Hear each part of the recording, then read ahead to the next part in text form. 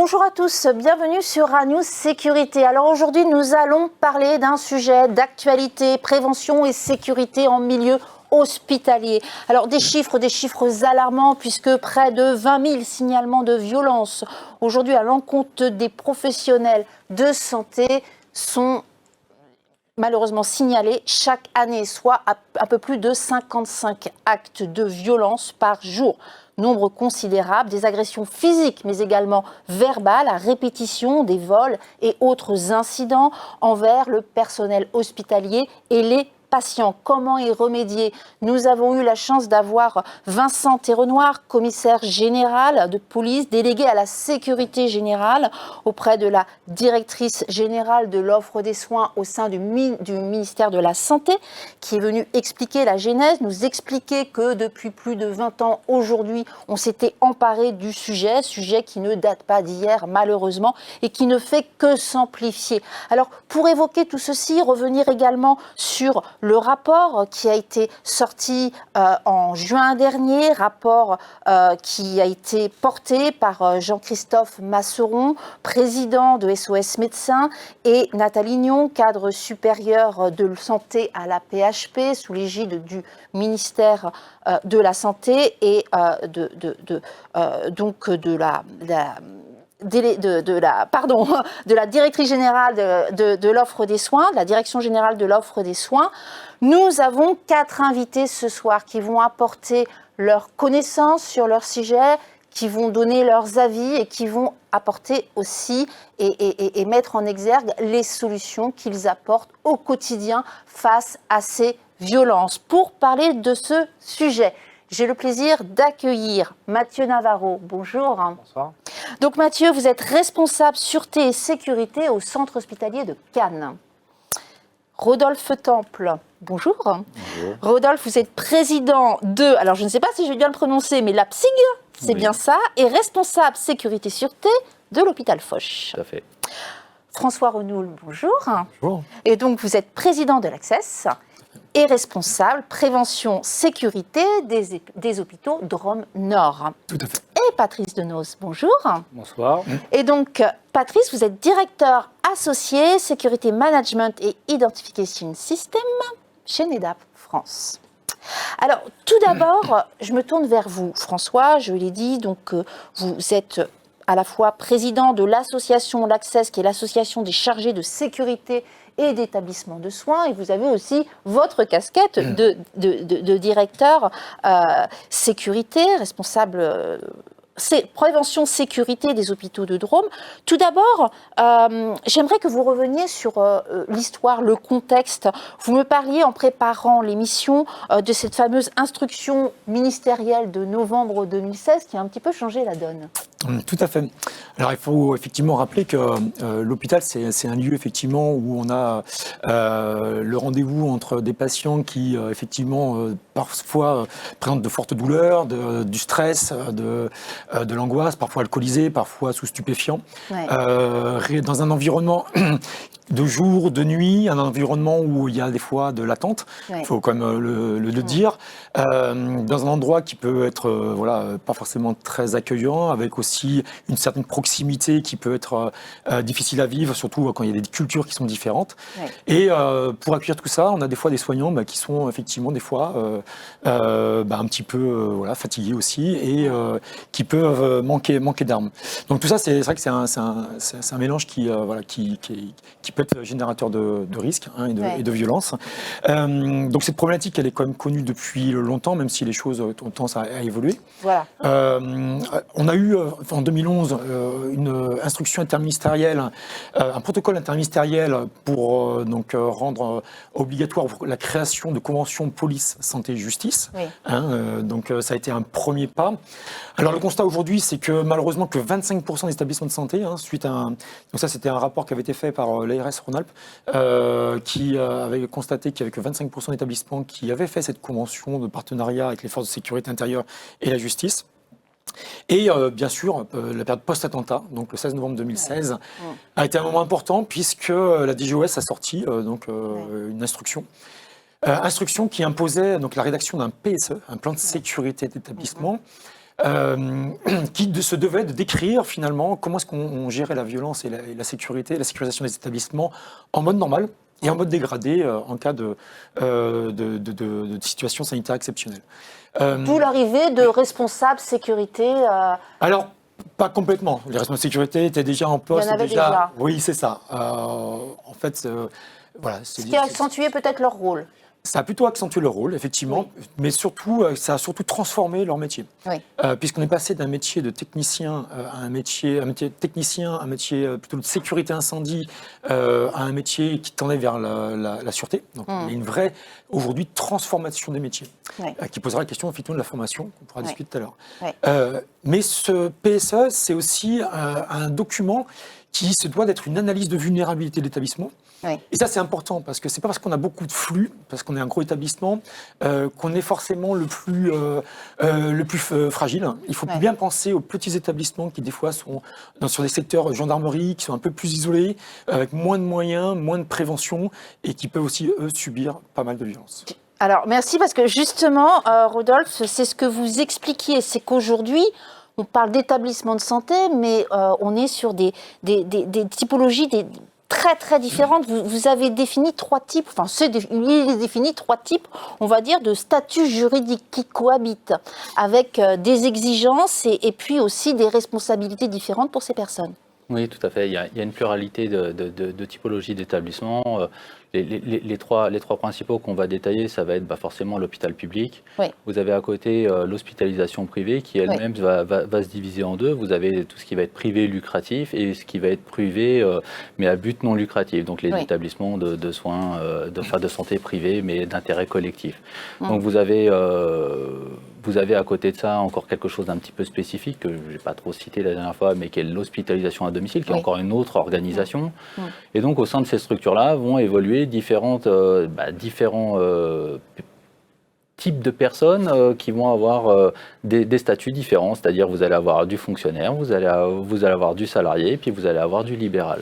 À côté de ça, vous allez avoir évidemment une architecture des établissements qui va être complètement disparate. On peut citer du grand CHU, un hôpital qui va être absolument énorme, jusqu'à la petite structure de santé communale. Entre les deux, vous allez avoir les hôpitaux locaux, les hôpitaux régionaux, et puis vous allez avoir le petit cabinet libéral. Est-ce que du coup, ces agressions sont différentes, plus intenses dans certains types d'établissements ou pas? Est-ce qu'on retrouve un noyau commun au niveau de ces actes d'agression? En fait, c'est très souvent lié au type de pathologies qui vont être prises en charge. Voilà, oui, tout à fait. Donc vous allez avoir deux types de pathologies. Vous avez les somatiques et puis celles qui ne le sont pas. Donc évidemment, il y a beaucoup de violences dans les établissements hospitaliers dits spécialisés qui s'occupent de la psychiatrie, mais dans les hôpitaux plus conventionnels, qu'on appelle nous les MCO, médecine, chirurgie, obstétrie, où on va faire un service d'urgence au public, et là, on va effectivement avoir une grosse entrée de violence, puisque c'est là où on va retrouver, comme le disait François, des gens qui vont arriver en première intention, peut-être des fois sous l'effet de stupéfiants ou alcoolisés, etc. Et aussi dans la médecine hospitalière, il va y avoir des spécialités comme la prise en charge d'addiction. Donc on a des services d'addictologie où vous avez des patients qui d'un coup vont arriver. Et donc avec des réactions différentes qui peuvent entraîner des actes de violence. Alors, on va continuer avec Mathieu, mais avant ceci, on a un petit passage vidéo qui est tiré d'un reportage que nous avions fait il y a 1 an de cela au sein du centre hospitalier de Cannes. Quelqu'un qui rentre dans le bâtiment, maintenant on est capable de le voir rentrer, de le voir sortir, et on a des accès en fait qui sont filmés, les accès à l'ascenseur, les accès aux sorties, les accès aux rentrées. En fait, c'est un bâtiment qui est complexe à fermer. Pour le reste, beaucoup de pédagogie dans les services. On a une équipe, et je les remercie, qui sont énormément sur le terrain, à sensibiliser le personnel et qui ont une entente cordiale avec eux. Ça a considérablement modifié l'approche de la sécurité sur l'ensemble des secteurs intra-hospitaliers de mon pôle, notamment sur la maternité, la pédiatrie et la néonatologie, qui sont des secteurs très sensibles sur le plan de la sûreté et de la sécurité. Alors Mathieu, vous vous rappelez de ce reportage que nous avions effectué au sein de votre établissement. Alors je retiens 2 choses. François en a parlé tout à l'heure, le fameux plan de sécurisation des établissements. Je pense que vous allez revenir un petit peu sur ce sujet pour le centre hospitalier de Cannes. Et puis, on a également parlé de cette évolution des métiers. Et vous avez une expérience à relater concernant les SIAP que vous avez formés pour qu'ils deviennent aujourd'hui aussi experts dans le domaine de la sûreté. Oui, tout à fait. Donc, c'était 11 octobre, jour pour jour d'ailleurs. Voilà. Donc, à mon arrivée, en fait, moi, quand je suis arrivé à Cannes, le directeur cherchait la double compétence, comme on l'a si bien dit. Avant, il y avait des responsables sûreté, sécurité incendie, à proprement dit, ce que je suis, SIAP 3 et préventionniste. Et il y avait... il cherchait la double compétence pour une montée en puissance au niveau de la sûreté, suite aux agressions. Et surtout, moi, quand je suis arrivé en 2017, suite post-attentat, donc il y a le PSE qui est arrivé, le plan de sécurisation de l'établissement. Donc moi, je suis arrivé pour vraiment mettre ça en œuvre. Donc le PSE, bien sûr que ça a été une priorité absolue, mais déjà de prendre connaissance, parce que moi, arrivant de la police, c'était pas inné, donc d'aller voir ce que le ressenti. C'est ça, on ne connaît pas forcément le milieu hospitalier quand on arrive à ce poste. Voilà, donc le décalage a été quand même assez grand, et de voir ces infirmières qui ont beaucoup d'empathie, beaucoup de présence sur le terrain pour voir et comprendre en fait ce qu'elles vivaient et pourquoi le ressenti, en fait, cette notion d'insécurité qu'elles avaient en interne, et rapidement à comprendre que les insultes fusaient.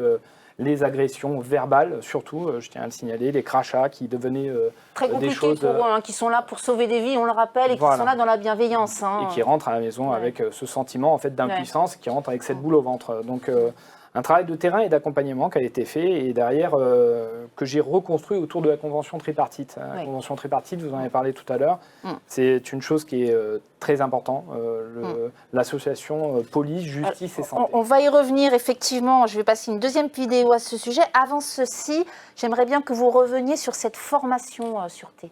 Alors, la formation sûreté, on l'a mis dans l'établissement, on l'a incorporé dans l'établissement parce qu'on s'est dit qu'il fallait prévenir cette violence qui est arrivée et il ne fallait pas s'en acclimater. Et en fait, on s'est rendu compte qu'à chaque acte d'incivilité, les faits se réitéraient, il n'y avait pas en fait de suivi. Donc on a fait des formations, on a continué à faire des formations, et ce qu'on a fait, c'est qu'on a mis toutes les équipes ensemble. Alors j'ai monté en puissance l'équipe SIAP, avec cette double compétence, et on leur a fait passer à chacun, les 24 SIAP, le CQP APS. Donc qu'ils apprennent aussi, qu'ils aient cette notion de sûreté et d'aide à la personne qui font partie intégrante de leur corps de métier aussi, de toute façon. Alors, vous allez parler convention tripartite. Juste avant, on va passer un deuxième extrait de ce reportage. L'avantage, c'est qu'on peut les contacter pour prévenir, les avoir pas loin, pour éviter d'être face à la difficulté. Ils sont déjà, on les appelle pas une fois qu'on est devant la difficulté, on peut les prévenir en amont. Donc ça, pour nous, c'est extrêmement sécurisant pour les professionnels. Ça a été la rencontre un petit peu de 2 mondes qui se connaissaient pas très bien au début.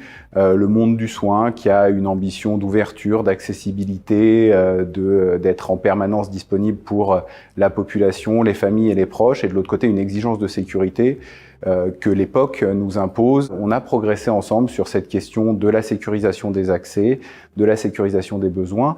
Et ça a pu se faire parce qu'on a partagé la même ambition et la même volonté, c'est permettre dans les meilleures conditions qui soient le soin des patients. Alors, on le voit, on a parlé de convention tripartite, là on a deux parties, mais vous allez nous expliquer cette convention tripartite.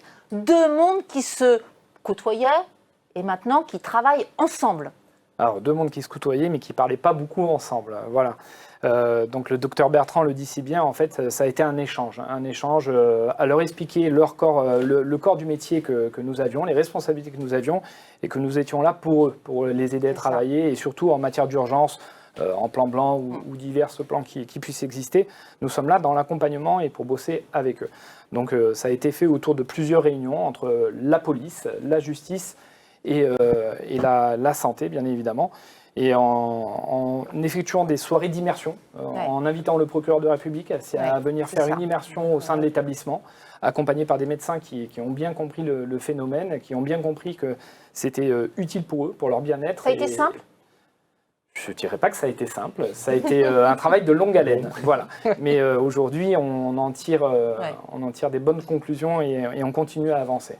Dans cette synergie, vous avez parlé formation juste avant. Vous me disiez qu'aujourd'hui, vous sensibilisiez et formiez même le personnel soignant. Tout à fait. Alors, on a choisi avec la direction d'incorporer dans la formation incendie obligatoire, on a toujours un petit quart d'heure ou une demi-heure de sécurité et de sûreté. La sûreté pour les évacuations ou le confinement ou diverses problématiques qu'on pourrait être confrontés, surtout dans le bassin cannois, nous, un bassin quand même qui est assez touristique. Et les problèmes de sécurité, savoir comment réagir, savoir laisser passer la main, si j'ose dire, à une autre infirmière si elle est moins fatiguée ou un autre personnel soignant quand on voit que la violence va monter. Il faut qu'il y ait bons gestes. Et autour de ça, on a développé plusieurs formations. Merci beaucoup. On va revenir après avec les autres invités sur la partie formation. Juste avant, je me tourne vers vous, Patrice. Je disais tout à l'heure, donc vous êtes directeur associé au sein de NEDAP France. On va passer une petite vidéo. Merci.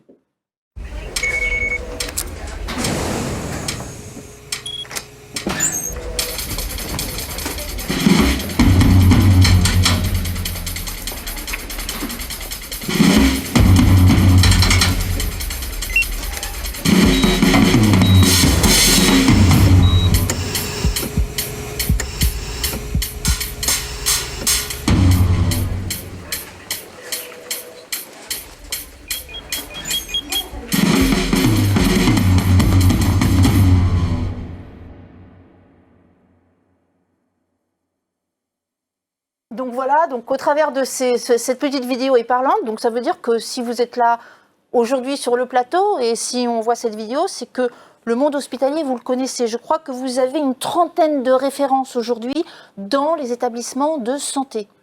Oui, alors c'est vrai que NEDAP, au départ, on était plutôt axé sur des sites sensibles, très sensibles, comme le ministère de la Défense, des sites comme le CEA, des sites comme la Banque de France. Et puis progressivement, effectivement, la sécurité s'est renforcée dans le milieu hospitalier. On a compris maintenant, grâce à vos explications, pourquoi. Et effectivement, les solutions NEDAP qui existent depuis 50 ans, ça fait 50 ans qu'on fait du contrôle d'accès. Et donc toute l'expérience de l'entreprise qui est mise dans nos solutions logicielles permet effectivement de répondre à ces besoins de sécurité et même de haute sécurité, puisqu'on est pionnier dans les domaines, avec notamment, on a été les premiers à être certifiés ANSI en 2015, avec beaucoup d'avance. Et également, on offre une solution de gestion de casier, où à partir du même badge, on peut également, pour les infirmières, donc aller dans des casiers, dans des vestiaires, et à partir de la même base de données, gérer également les casiers et éviter, participer à empêcher des vols dans ces endroits-là. Alors là, c'est pour la partie vol, effectivement. Au regard de ce qu'on a évoqué tout à l'heure, est-ce que dans ces différents, et on va tourner un petit peu, puisque je disais une trentaine de références, on va montrer un petit peu tous ces hôpitaux avec lesquels vous travaillez aujourd'hui, main dans la main. Vous avez répondu à des besoins sur des vols. Est-ce qu'aujourd'hui, on vous sollicite également pour pouvoir apporter des réponses? On l'a vu, hein, il y a des systèmes de badge ou autres pour quelque part protéger aussi le personnel soignant. Alors, protéger le personnel soignant, effectivement, c'est surtout au niveau des interfaçages qu'on peut avoir, nous, dans les solutions de contrôle d'accès avec les autres métiers de la sûreté, que ce soit l'intrusion principalement, la vidéo, et des solutions d'hypervision qui vont piloter toutes ces installations et qui vont permettre aux agents de mieux surveiller et de lutter effectivement contre l'insécurité tant du personnel que des gens qui rentrent dans l'hôpital. Très bien, merci. On reviendra sur ce sujet juste après. François, je le disais tout à l'heure, on parlait formation. Donc, vous disiez, lorsqu'on préparait cette émission, effectivement, qu'il fallait embarquer vers la formation en matière de sûreté, et ce, pour tous les acteurs dans le domaine de la sécurité-sûreté, de l'agent jusqu'au directeur. Exactement. Alors c'est vrai que former le personnel hospitalier, c'est quand même assez complexe. C'est complexe parce que en fait ça demande du temps, c'est un coût. Il existe des formations aujourd'hui type Omega, Apic, qui sont qualitatives, mais qui durent des fois 3-4 jours, qui coûtent cher, et sur des établissements de plusieurs milliers de salariés, on est dans l'incapacité de former tout le monde. Donc c'est vrai qu'aujourd'hui, nous, on est convaincus qu'il faut qu'il y ait une formation initiale qui soit faite à la sécurité dans les IFSI, les IFAS, les instituts de formation donc personnel hospitalier de soins, et dans les facultés de médecine aussi. Et il faut qu'il y ait des formations continues qui se fassent. Ouais. Et ça, je pense que la réponse que Mathieu a pu faire à Cannes est je pense une très bonne voie de l'internaliser en fait, parce que là on est clairement dans une obligation de massifier le discours, et on ne peut pas se permettre d'envoyer que 10-20 personnes par an en formation. Voilà. Après il y a un deuxième niveau. C'est celui des agents de sécurité. Pareil, je reprends l'exemple de Mathieu, on y est. Le problème, c'est qu'aujourd'hui, chacun fait un petit peu à sa sauce. C'est qu'aujourd'hui, les agents de sécurité, principalement les effectifs, sont là pour répondre au règlement de sécurité incendie, avec des effectifs de SIAP, la double casquette incendie-sûreté, même si elle est effective sur le terrain, il y a quand même des enjeux réglementaires qu'il va falloir qu'on traite à un moment donné, parce que la langue de bois, clairement tout le monde le fait, et dans les faits on est censé être là que pour la sécurité incendie. Et voilà, et du coup, nous on se pose la question effectivement de revoir, et je pense que la proposition, la mesure 25 du plan d'action qui vient de sortir, nous on se réjouit de la voir arriver, parce que il parle de créer donc des assises nationales sur le métier de la sécurité hospitalière. Je vous rappelle, c'est quasiment 5000 personnels, principalement hospitaliers, publics. Voilà, je vous rappelle que ce sont des agents qui ne sont pas soumis au code de la sécurité intérieure, pas de carte professionnelle, pas d'obligation de s'occuper, alors que les enjeux sont énormes en matière d'incendie, de sûreté et de gestion de crise. Il y a un autre point, ce sont les chargés de sécurité, nos fonctions. L'Access prône pour qu'il y ait une formation obligatoire pour ces référents sûreté. Parce qu'aujourd'hui, comme on l'a dit tout à l'heure, on est sur une transformation du métier, de technicien à plus des métiers de sûreté. Et nous, on s'aperçoit qu'il faut énormément de temps pour s'approprier toutes ces notions hospitalières. On a la chance d'avoir l'EHESP, l'école de la santé publique, qui est disponible pour pouvoir, pourquoi pas, créer un module de formation, pour pouvoir parler de toutes ces, remonter un peu en compétences, avoir un socle commun à nos fonctions, et notamment en matière de droit.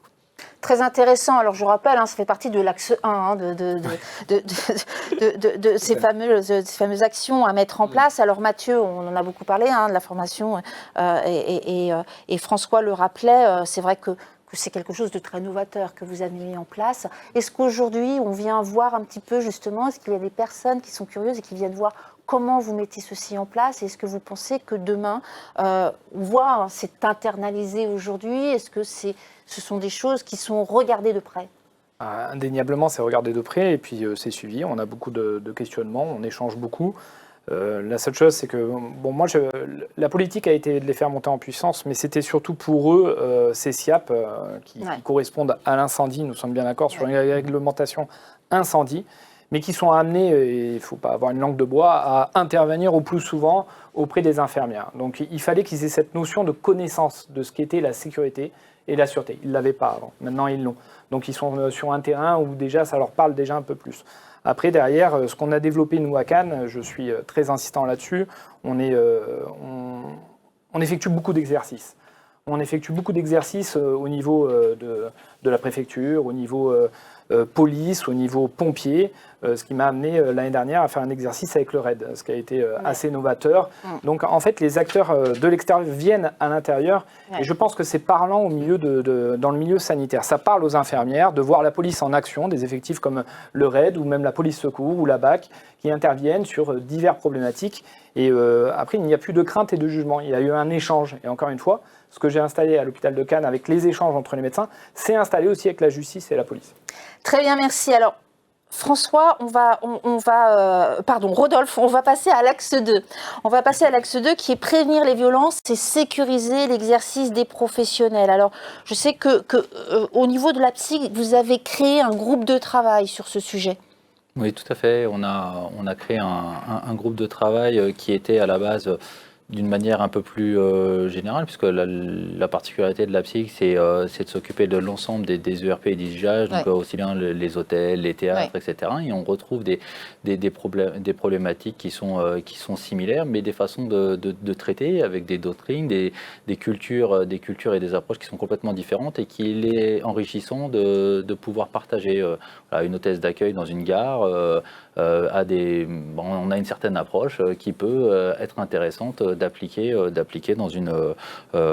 la banque d'accueil des urgences, d'accord. Donc l'idée c'était c'est de traiter toujours ça avec le triptyque habituel, c'est-à-dire technologie, humain, organisation.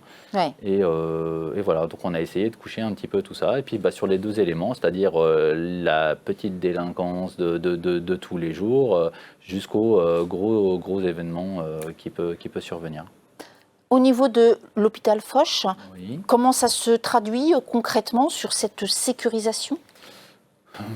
Je peux vous donner un exemple qui est plus récent, celui qui va me venir en tête le plus récent est celui qu'on a délocalisé un secteur qui est un secteur qui traite la dictologie, d'accord, dans un bâtiment qui est situé à 200 mètres de l'hôpital principal, l'idée étant que les patients puissent avoir l'impression d'être, pas l'impression, qu'ils soient traités, mais sans avoir l'impression d'être traités à l'hôpital. Donc c'est un peu ça l'idée. Et puis, comme je vous le disais tout à l'heure, il arrive parfois que les patients qui vont arriver en addictologie ne soient pas dans leur meilleur état et se mettent à avoir des comportements agressifs parce qu'ils ne peuvent pas être reçus tout de suite, etc., etc.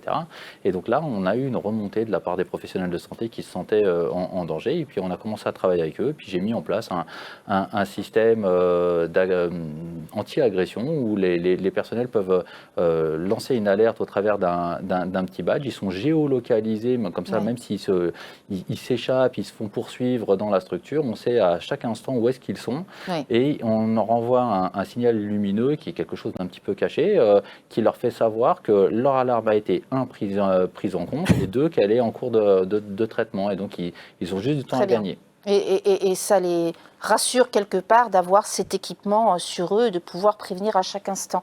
François, même question aujourd'hui sur cet aspect de sécurisation, de dispositifs. Alors on le voit bien, il y a à la fois l'humain, mais également la technologie. Alors déjà, pour commencer, il faut rappeler aussi que les établissements de santé, aujourd'hui, c'est 100 millions de mètres carrés. C'est le premier patrimoine national, public, loin devant l'éducation nationale. Et ça, donc un établissement effectivement ouvert sur la ville, mais qui se doit d'être fermable. Donc effectivement, la technique, elle est indispensable. Ça représente beaucoup d'investissements qu'on privilégie sur les structures neuves aujourd'hui. On attend effectivement aussi la sortie d'un guide sur la sécurisation bâtimentaire. Mais il faut aussi englober dans cette technique toutes les problématiques réglementaires que peuvent être l'incendie, des problématiques de gestion de flux, de logistique. Il y a des contraintes qui vont être délicates et qu'il va falloir analyser pour pouvoir intégrer au mieux nos éléments de sécurisation qui peuvent être de la vidéo, du contrôle d'accès, des éléments de sécurité, de protection mécanique. Voilà. Très bien. Vous parliez de guide de sécurisation bâtimentaire. C'est un guide qui est rédigé actuellement Alors, ça fait partie du plan d'action que nous attendons. Donc, je ne pourrais pas me prononcer sur le contenu. Donc, en cours. Voilà. Le principe, il est un petit peu... Il y a le triptyque, bien sûr, technique, organisation et humaine, mais il y a aussi la sécurisation périphérique, périmétrique et ensuite locale qu'il faut qu'on traite sur nos établissements. Très bien. Patrice, au regard de ce qui vient d'être évoqué, qu'est-ce que cela vous fait penser sur ce sujet, qu'effectivement, on est prêt à relever ces défis au sein des milieux hospitaliers qu'on connaît bien maintenant, notamment sur la partie contrôle d'accès qui nous occupe. Je pense qu'on met en place toute l'expérience de NEDAP, puisque ça fait 50 ans qu'on fait du contrôle d'accès dans différents types de bâtiments. Donc nos solutions logicielles sont extrêmement complètes et apportent énormément de fonctionnalités qu'il est toujours difficile d'expliquer et de démontrer à nos clients. mais effectivement, ils s'en aperçoivent dans le temps. Et surtout, une entreprise qui est centenaire, qui apporte beaucoup de pérennité. Et on voit beaucoup, effectivement, le milieu hospitalier et d'autres, des solutions qui sont mises en place, qui sont devenues obsolètes, qui ne savent pas évoluer, qui ne savent pas être mises à jour, qui ne répondent pas aux normes de cybersécurité, qui parfois se font racheter les unes les autres par d'autres entreprises et disparaissent. Donc on apporte effectivement cette pérennité est importante, effectivement. Alors ces pérennités, moi je parle toujours de pérennité au pluriel, effectivement qu'on a maintes et maintes fois démontré. Bon, ça fait 43 ans qu'on est en France, donc on est là parmi les premiers et on est toujours là et on évolue et on fait évoluer nos clients. Voilà, merci beaucoup pour ce témoignage. Effectivement, hein, donc vous y reviendrez par la suite sur ce que vous avez mis en place sur ces établissements. Je ne sais pas s'il y en a un dont vous voulez plus particulièrement parler ou effectivement, aujourd'hui, vous les accompagnez au quotidien sur ces aspects. Oui, alors bon, j'en ai un dernier, effectivement, qui est par exemple le HUG, l'hôpital universitaire de Genève, qui est bon, je prends un des plus gros, puisqu'effectivement, il est significatif. Mais bon, on vient de prendre une grosse clinique à Neuilly, etc. Donc des différents projets. Avant tout, effectivement, aussi, on apporte une solution plus globale avec l'hypervision de sécurité, le contrôle d'accès. Je parlais effectivement de la gestion des casiers, ça c'est très intéressant. Effectivement, on voit beaucoup effectivement de la gestion des casiers par des cadenas, qui après on perd le code, on perd la clé, etc. Donc nous on fait tout ça par badge et ça permet effectivement d'avoir des fonctionnalités complémentaires. Par exemple de conciergerie où on peut entreposer un ordinateur, un service informatique vient le récupérer. Donc plein de fonctionnalités qui viennent compléter l'offre de contrôle d'accès. Donc à la fois sur le vol et vous accompagnez aussi sur les aspects plus violence et vous l'avez dit tout à l'heure sur des badges de sécurité qui permet d'avoir des accès à des espaces spécifiques pour les personnels de santé ou logiquement des patients qui pourraient avoir et l'intrusion, puisqu'effectivement on voit beaucoup dans le milieu hospitalier malheureusement des personnels qui pour fumer une cigarette, laissent les portes ouvertes et puis les referment pas parce que c'est pratique pour passer. Voilà. Et effectivement, donc on met en place des remontées d'intrusion. Mais bon, voilà. c'est la vie. Mais c'est la vie aussi d'un milieu hospitalier. Mais c'est ça, c'est la vie. C'est ça. Merci Patrice. Alors très vite on va passer parce que l'heure tourne et c'est passionnant tout ce que vous évoquez. J'aimerais revenir sur le dernier axe, l'axe 3, qui est, je cite, déclarer les violences et accompagner les victimes. Alors je sais que Mathieu, vous avez un exemple en tête très précis. Alors, indéniablement, je tiens à remercier le commissaire Ternois avant ça pour l'ONVS parce que c'est ce qui nous a accompagnés dans cette manœuvre avec la convention tripartite. Oui, il n'y a pas longtemps, malheureusement, on a eu un médecin qui s'est fait agresser très violemment à Cannes. On a interpellé l'individu et il a été déféré immédiatement. En 2 jours, ça a été fait et j'ai représenté l'établissement auprès du parquet. Et ce monsieur a pris une condamnation assez lourde, 2 ans ferme. Et c'est grâce à cette convention tripartite que ça a pu fonctionner très rapidement. C'est pour ça que je voulais le donner en exemple. Il y a vraiment cet accompagnement de médecins et de personnel soignant qui maintenant ont beaucoup plus de facilité. Ils savent qu'ils vont être accompagnés par un membre de l'établissement. Et ça, je pense qu'il faut insister là-dessus et ce n'est pas encore assez fait dans les autres établissements. Je pense que l'accompagnement, ils sont demandeurs. Voilà. Très bien. Peut-être d'autres exemples, Rodolphe, François, sur cet aspect d'accompagnement des victimes? Alors l'accompagnement nous se fait sur plusieurs parties, qui est l'accompagnement médical, la prise en charge médicale immédiate, un soutien psychologique qui est très important, individuel ou collectif, un soutien administratif parce que des fois quand il y a des arrêts de travail il faut soutenir, et après c'est le suivi aujourd'hui, le suivi judiciaire qui tout comme Mathieu, moi je me présente aussi au parquet pour représenter l'établissement, mais jusque-là on n'était pas très bon, on était bon jusqu'à la plainte. Et ça s'arrêtait là. Et aujourd'hui, là, on s'est structuré, notamment avec notre société d'assurance, où on a un cabinet d'avocats qui nous représente de manière systématique. Et aujourd'hui, on arrive à aller effectivement jusqu'à la condamnation et avoir les retours en temps et en heure. Ce qui n'était pas gagné jusque-là. Ouais, et effectivement, c'est ce qui est recommandé aujourd'hui, d'aller jusque-là et d'accompagner jusque... Rodolphe, un retour d'expérience sur ce sujet? Je dirais pareil que François, mais sans aller sur une autre anecdote. Je suis plutôt en fait très en attente de voir comment va s'articuler une des mesures phares de ce plan-là, qui est cette capacité de transférer à l'établissement cette possibilité de porter plainte. Au niveau du droit, je suis très interrogatif sur la manière dont ça va pouvoir s'articuler. Et c'est effectivement quelque chose qui, si ça fonctionnait véritablement, serait très intéressant, puisque dans la vraie vie, quand un professionnel de santé des urgences se fait agresser à 2 heures du matin et qui arrive à finir sa nuit sans être trop traumatisé, lui expliquer à 8 heures du matin que maintenant il va falloir qu'il aille peut-être attendre quelques heures pour aller porter plainte, très souvent ils disent ça sert à rien, on laisse tomber. Et il y a énormément de choses qui passent sans être vues, hein, vraiment sous les radars, et dont nous pourrions effectivement nous saisir si cette opportunité de porter plainte en lieu et place nous était laissée. Mais j'avoue que j'attends de voir. Merci beaucoup Rodolphe. Pour terminer, Patrice, vous avez beaucoup parlé, donc vous avez parlé de la sécurisation sur les vols, hein. Vous avez parlé aussi de votre savoir-faire sur la partie en fait sécurisation au niveau des accès, justement pour éviter ou pour permettre d'éviter certains actes. Et vous avez beaucoup parlé de l'ANSSI, parce que c'est vrai que ce qu'on peut mettre en exergue au niveau de NEDAP, ce qui est rarement le cas aujourd'hui, malheureusement pas souvent le cas, c'est cet aspect cybersécurisation numérique, puisque vous avez la certification ANSSI. C'est quelque chose qu'on vous demande régulièrement?